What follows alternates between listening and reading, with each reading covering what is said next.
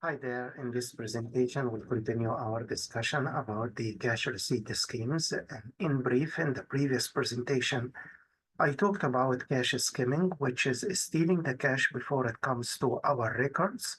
And this could happen by people at the cash register or people at the offsite or some people in the mail room where they are doing all the work by themselves. The cash skimming also can happen to the checks where the person can create a fictitious company and start depositing the checks into his fictitious bank account instead of depositing the checks into the real company. In this presentation, we will talk about cash larceny, and the difference between skimming and larceny is skimming has no evidence in the record, but larceny, there is an evidence that the cash or the checks have been come to the company.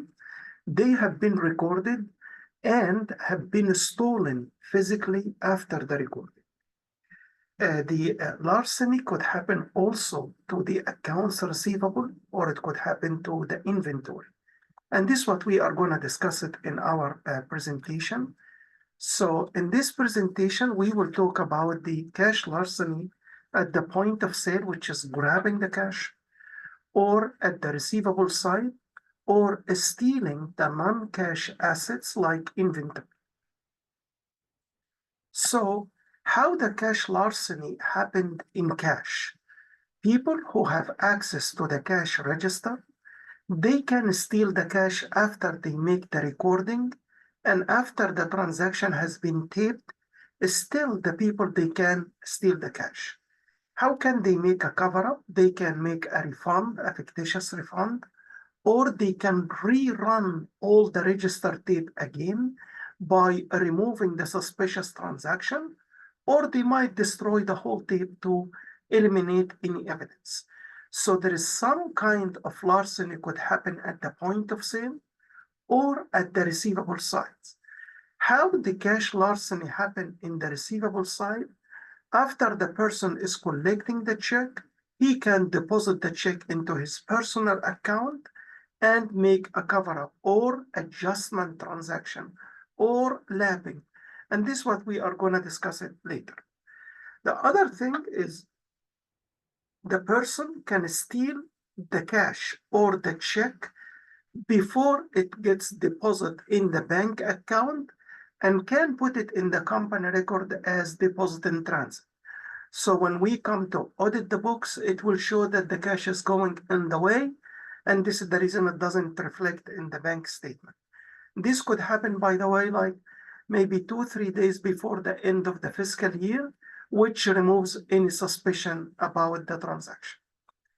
So the cash larceny and the point of sale could happen by either the person stealing the cash from his own cash register and make some kind of refund to cover up, or can steal the cash from his neighbor register.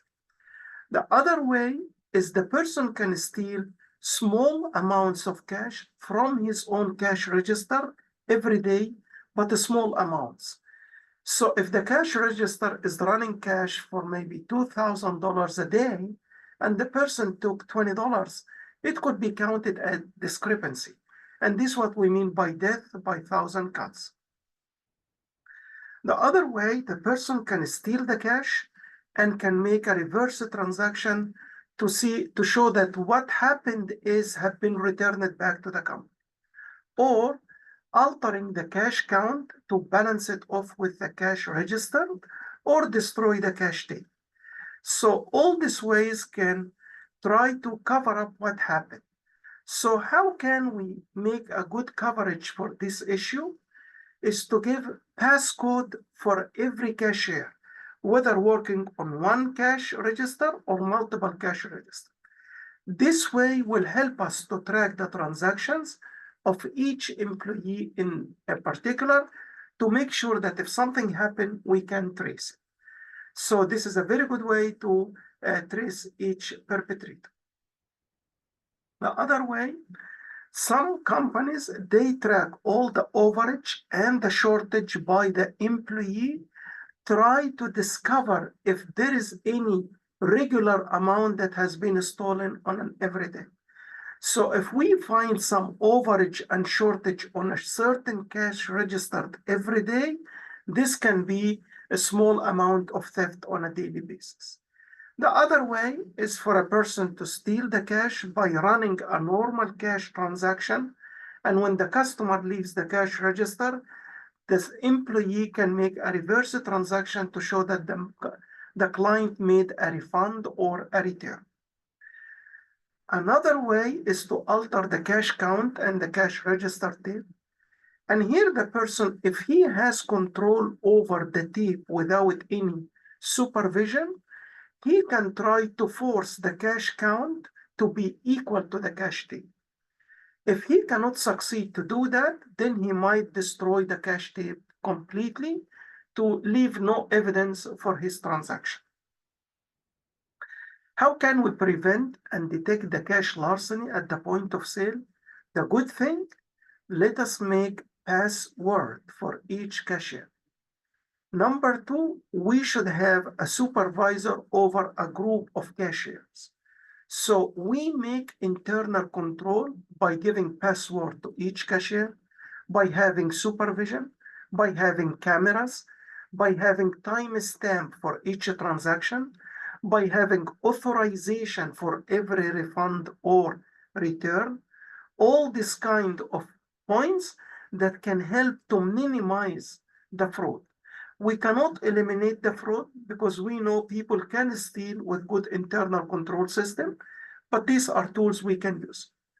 Other way, any discrepancy between the sales record and the cash in hand should be investigated seriously and try to make a record for all the discounts, the returns, the adjustment that had been happened to make sure if those amounts are matching with the discrepancy. So first we check the discrepancy, then we see where are this discrepancy happen. Could it be in those areas? And this would be the first point the fraud examiner can take to discover the fraud. So now we talked about actual cash receipt from the cash register and when the cash comes, but how the person can steal cash from customers, receivables. If the person has control over the accounts of each client, then he can force the balance of the client to be equal to the sales. So forcing balance, it means the employee will go to the accounts receivable ledger and try to make adjustment to make sure that it balances. Other way, it's very popular to make reverse entry, where we can make sales to the customer, and then instead of having the cash, we can make returns from the customer. So although the customer made the actual sales and made the payment, in the company record, it will show that this customer made returns, which is legitimate. And this, by the way, can cover up another issue, which is a stealing of inventory. When we get a return from the customer, this will pump up our inventory because the inventory came back. So here the person can steal cash from the customer and can steal inventory, and by doing a reverse entry can cover up both of them. Other way is to destroy the records, burn them out, and do something that doesn't make any evidence for the record. Now, with the digital system in most of the big companies, it will be hard to destroy the record because even if we try to damage the computer, there is different tools we can use it to recover the data. So this is what we mean by larceny of receivables. And as I said, like forcing balance, it happened in the ledger. Reversing entry, it happens in the journal entry. And destruction of record if we cannot control the ledger or the customer statement. And the cash larceny from the deposit, as I said, it could happen on the last few days before the end of the year. Because we know if a deposit in transit happened during the year, we should see the actual deposit at the beginning of the following month. So if the person starts to steal the cash, which has been deposited and call it deposit in transit by the end of January, I should expect to see this deposit in the bank statement at the beginning of February. But if I do it at the end of December, then it might take a few days to show up in January because of the New Year holiday. So deposit in transit, it could happen by the perpetrator where he steals the cash by the end of December, put it as a deposit in transit by the end of December. When the auditor comes to check the bank account, he will find good match, and this will make a cover. How can we prevent this one? As we make it earlier, try to separate duties. So the person who's depositing the cash in the bank account, different from the one who's making the transactions. The person who's making the cash deposit in the bank account should be different from the one who's preparing the deposit slip. Itemized deposit slip, it means we make a detailed record of all the cash amounts and the check that has been deposited. So if the person on his way to the bank steal anything, the deposit slip will be mismatching with the amounts, and then we can discover. Another way is to compare the unauthenticated deposit slip. So when we make a deposit, it should be signed by a certain employee. If it was altered, we see here the different signature and we can trace it. We deliver 2 copies of the bank statement to 2 different people on the organization. So if somebody try to manipulate one statement, the other one can show a different balance. So those are different ways try to discover the cash larceny in the deposit. Now, as we did in the previous presentation, what the fraud examiner does when he comes at the end of the year or maybe in the event of the discovery and has a big amount of data. What shall we do with the big data in fraud examination? Number one, we can summarize the data by employees, and this can highlight who has control over the biggest amount of cash. We can also summarize by employee the daily difference. First, we see how much is the sales that each employee is doing, and then how much discrepancy comes out from each employee, and then how much discount or returns happened in each location or in each branch of the company. And then we see how much is the dollar sale value for the first 100 employees. And if those 100 employees have the same like top 10 or top 100 are repeated in 3 months. So those are the targeted employee that might make huge amount of sales and steal some of it. Then we list the top 10 locations that had been on the top list for 3 months. And then we start to calculate the standard deviation for every employee. If one employee is making deviation or discrepancies for 3 months in a row, this can be an evidence that this person is trying to manipulate the cash. Also, the adjustment that happened to the inventory, as I said, the person can take the check from the customer, but make a reverse entry that can pump up the inventory and reduce the accounts receivable. These kind of adjustments needs to be traced and examined carefully. Then we review all the unique journal entry in the cash accounts. If unexpected cash sales happen, we need to know how and when and what are the reasons for them.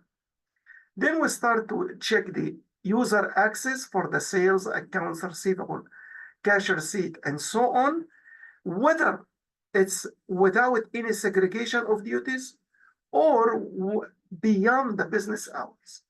Because we know the perpetrator, if the supervisor is not there, he might be exposed to do the fraud transaction and try to cover, or coming on the weekend to do the transaction.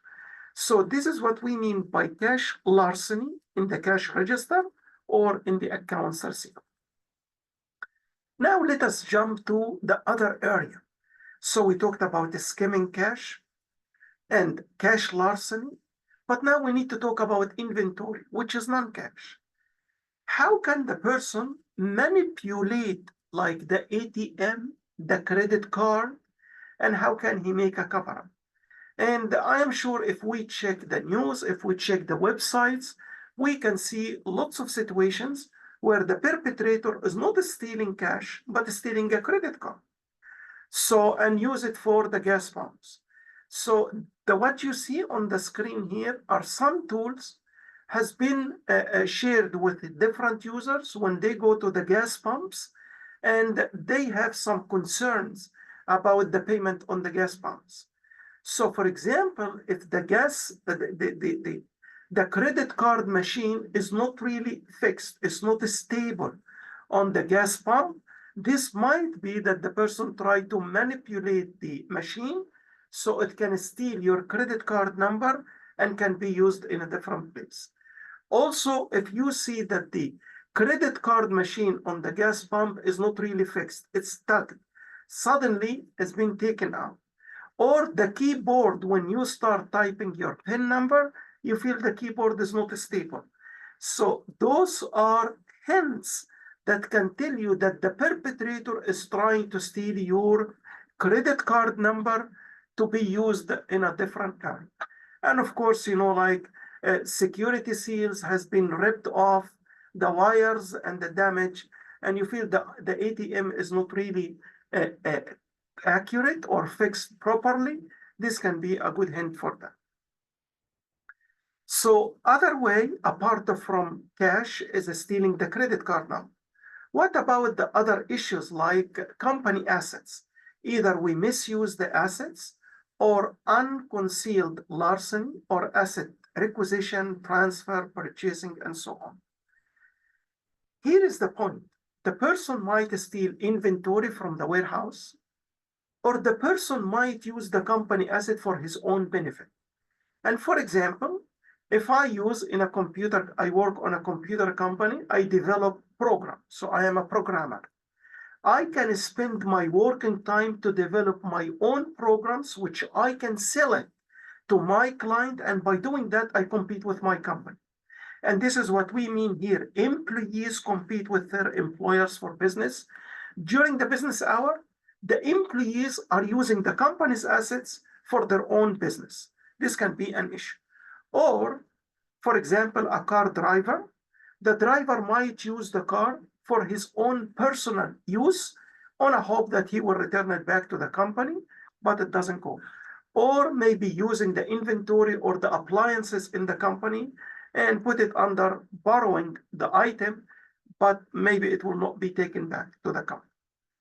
So the cost of using the employee time or the company's inventory, it's really hard to quantify it because we don't know how much it is. But we know that in the long run, it will increase the competition against the company, and it might reduce the company's profit because of that. So it may be seen by individual as borrowing. They are borrowing the item, but it is very costly, or it could be mine. Using the company equipment to operate a side business, this is, as I said, either we can develop our own coding and sell it, make our own products and sell it. This can be a misuse of the company's asset. The unconcealed larceny scheme, and here the employee, they take properly from the company premises without attempting to conceal it in the books. And this could happen, by the way. If one person has control of multiple things in the company, during the business hour, he can take something into his car on, you know, like giving the impression that he's going to use it outside the premises and then bring it back, but he doesn't bring it back. So most of the non-cash larceny schemes are committed by employees who have access to the items, and they are well respected by the other employees. So the other employees, they don't raise doubts or concern about their behavior. And here the diagram explains what the employee is doing and how can he make a cover-up. The fake sale, in many cases, corrupt employee, they utilize the outside accomplice, and the accomplice is usually we do it if we have a good internal control.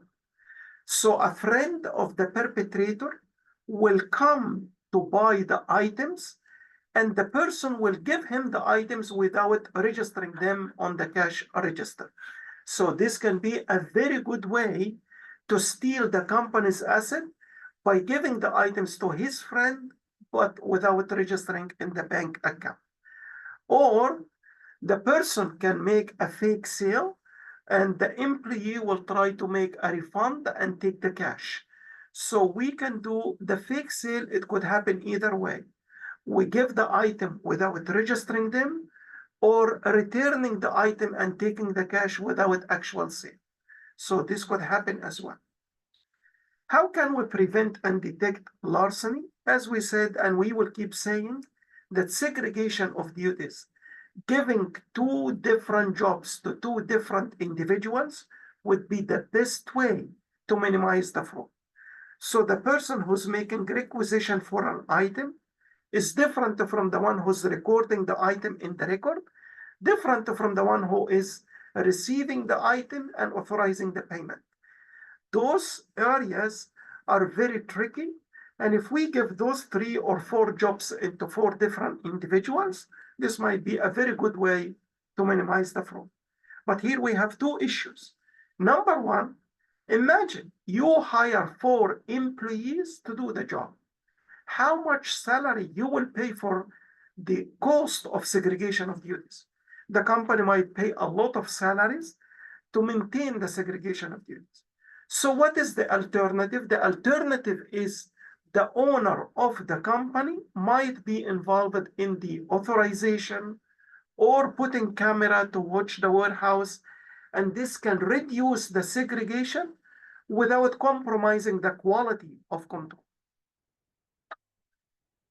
For the warehouse, we prefer to have security guard at the warehouse, locks and password, limited access to authorized people, and so on.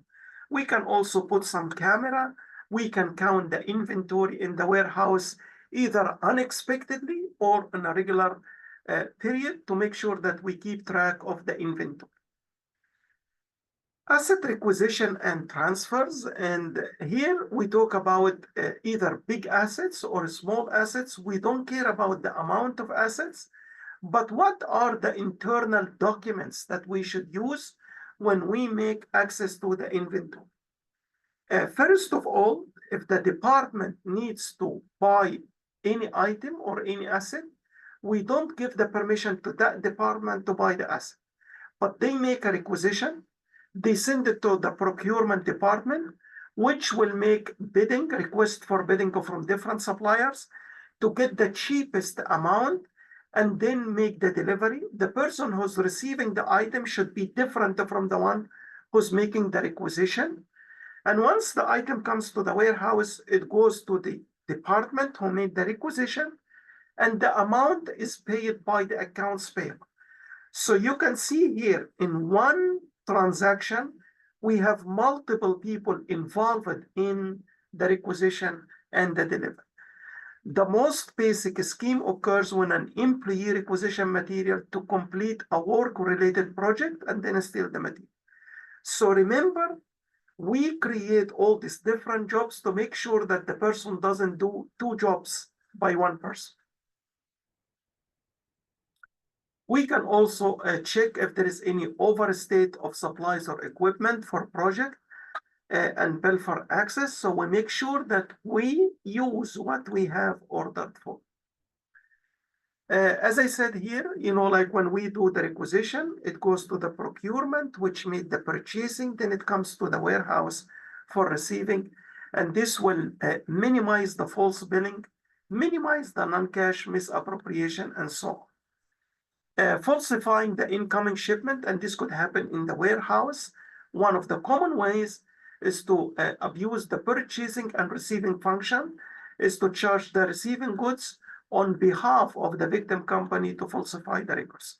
So we put limited access to the warehouse, security guard, camera, so whatever come to the warehouse has been checked and recorded by the warehouse and separated from the other people who are involved in the transaction.